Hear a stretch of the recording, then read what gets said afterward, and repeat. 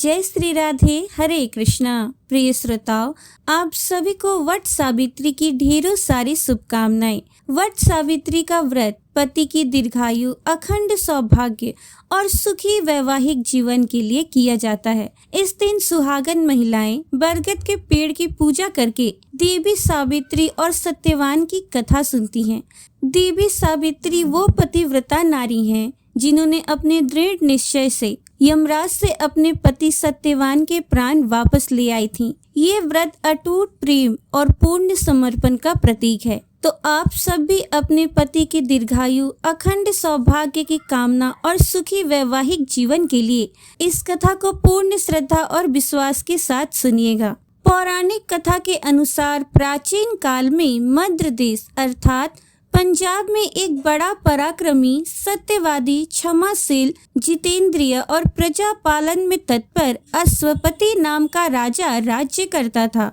उसे कोई संतान न थी, इसलिए उसने सपत्नीक व्रत द्वारा सावित्री की आराधना की। कुछ काल के अनंतर व्रत के प्रभाव से ब्रह्मा जी की पत्नी सावित्री ने प्रसन्न होकर राजा को वरदान दिया कि राजन, तुम्हें मेरे ही अंश से एक कन्या उत्पन्न होगी। इतना कहकर सावित्री देवी अंतर ध्यान हो गई और कुछ दिन के बाद राजा को एक दिव्य कन्या उत्पन्न हुई। वो सावित्री देवी के वर से प्राप्त हुई थी, इसलिए राजा ने उसका नाम सावित्री ही रखा।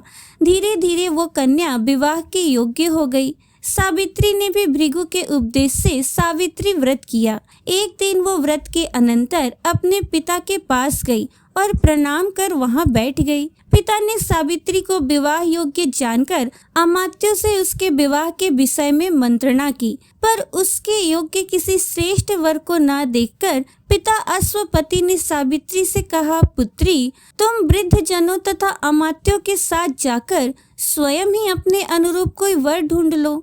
सावित्री भी पिता की आज्ञा स्वीकार कर मंत्रियों के साथ चल पड़ी। स्वल्प काल में ही राजर्षियों के आश्रमों, सभी तीर्थों और तपोवनों में घूमती हुई तथा वृद्ध ऋषियों का अभिनंदन करती हुई वो मंत्रियों सहित पुनः अपने पिता के पास लौट आई। सावित्री ने देखा कि राजसभा में देवर्षि नारद बैठे हुए हैं। सावित्री ने देवर्षि नारद और पिता को प्रणाम कर अपना वृतांत इस प्रकार बताया। महाराज, साल्व देश में द्युम्न सेन नाम के एक धर्मात्मा राजा हैं। उनके सत्यवान नामक पुत्र का मैंने वरण किया है। सावित्री की बात सुनकर देवर्षि नारद कहने लगे, राजन, इसने बाल्य स्वभाववश उचित निर्णय नहीं लिया।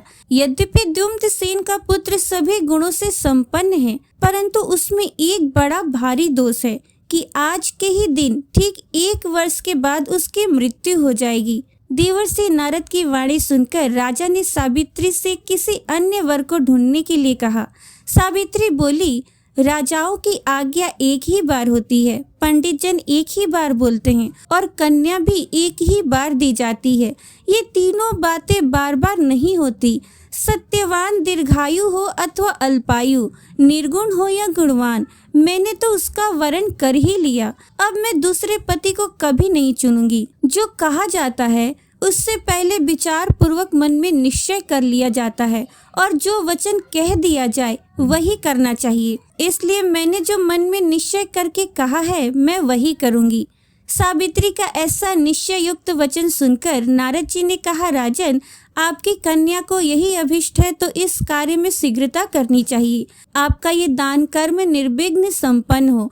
इस तरह कहकर नारद मुनि स्वर्ग चले गए और राजा ने भी शुभ मुहूर्त में सावित्री का सत्यवान के साथ विवाह कर दिया। सावित्री भी मनोवांछित पति प्राप्त कर अत्यंत प्रसन्न हुई। दोनों अपने आश्रम में सुखपूर्वक रहने लगे, परंतु नारद मुनि की वाणी सावित्री के हृदय में खटकती रहती थी। जब वर्ष पूरा होने को आया तब सावित्री ने विचार किया कि अब मेरे पति की मृत्यु का समय समीप आ गया है। ये सोचकर सावित्री ने भाद्रपद मास के शुक्ल पक्ष की द्वादशी से 3 रात्रि का व्रत ग्रहण कर लिया और वो भगवती सावित्री का जप, ध्यान, पूजन करती रही। उसे ये निश्चय था कि आज से चौथे दिन सत्यवान की मृत्यु होगी। सावित्री ने 3 दिन रात नियम से व्यतीत किए। चौथे दिन देवता पितरों को संतुष्ट कर उसने अपने ससुर और सास के चरणों में प्रणाम किया।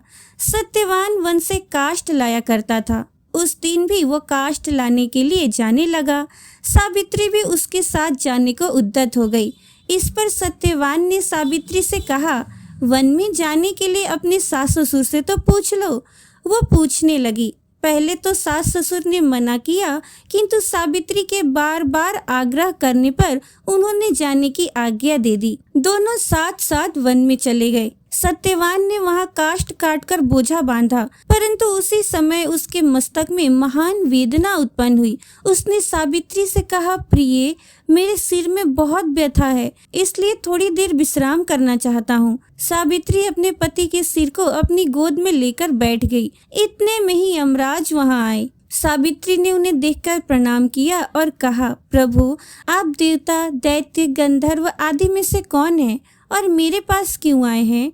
धर्मराज ने कहा, सावित्री, मैं संपूर्ण लोकों का नियम करने वाला हूँ। मेरा नाम यम है। तुम्हारे पति की आयु समाप्त हो गई है, परंतु तुम पतिव्रता हो, इसलिए मेरे दूत इसको न ले जा सके, अतः मैं स्वयं ही यहाँ आया हूँ। इतना कहकर यमराज ने सत्यवान के शरीर से अंगुष्ठ मात्र के पुरुष को खींच लिया और उसे लेकर अपने लोक को चल पड़े। सावित्री भी उनके पीछे चल पड़ी। बहुत दूर जाकर यमराज ने सावित्री से कहा, पतिव्रते, अब तुम लौट जाओ, इस मार्ग में इतनी दूर कोई नहीं आ सकता। सावित्री ने कहा, महाराज, पति के साथ आते हुए मुझे न तो ग्लानि हो रही है और न कुछ श्रम ही हो रहा है। मैं सुखपूर्वक चली आ रही हूँ। जिस प्रकार सज्जनों की गति संत है, वर्णाश्रमों का आधार वेद है, शिष्यों का आधार गुरु और सभी प्राणियों का आश्रय स्थान पृथ्वी है, उसी प्रकार स्त्रियों का एकमात्र आश्रय स्थान उसका पति ही है,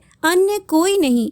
इस प्रकार सावित्री के धर्म और अर्थ युक्त वचनों को सुनकर यमराज प्रसन्न होकर कहने लगे, भामिनी, मैं तुमसे बहुत संतुष्ट हूँ। तुम्हें जो वर अभिष्ट हो वो मांग लो। तब सावित्री ने विनय पूर्वक 5 वर मांगे। मेरे ससुर के नेत्र अच्छे हो जाएं और उन्हें राज्य मिल जाए। मेरे पिता के 100 पुत्र हो जाएं, मेरे भी 100 पुत्र हों। मेरा पति दीर्घायु प्राप्त करे तथा हमारी सदा धर्म में दृढ़ श्रद्धा बनी रहे। धर्मराज ने सावित्री को ये सारे वर दे दिए और सत्यवान को भी लौटा दिया। सावित्री प्रसन्नता पूर्वक अपने पति को साथ लेकर आश्रम में आ गई। ज्येष्ठ मास की अमावस्या को बट वृक्ष के नीचे काष्ठ भार सहित सत्यवान और महासती सावित्री की प्रतिमा स्थापित कर उनका विधिवत पूजन करना चाहिए। रात्रि को जागरण आदि कर प्रातः वह प्रतिमा ब्राह्मण को दान कर देना चाहिए।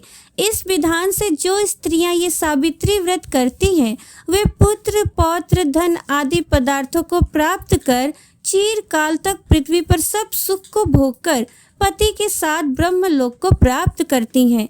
ये व्रत स्त्रियों के लिए पुण्य वर्धक, पापहारक, दुख प्रणाशक और धन प्रदान करने वाला है।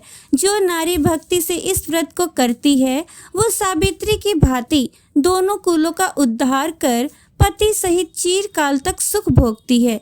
जो इस महात्म्य को पढ़ते अथवा सुनते हैं, वे भी मनोवांछित फल प्राप्त करते हैं।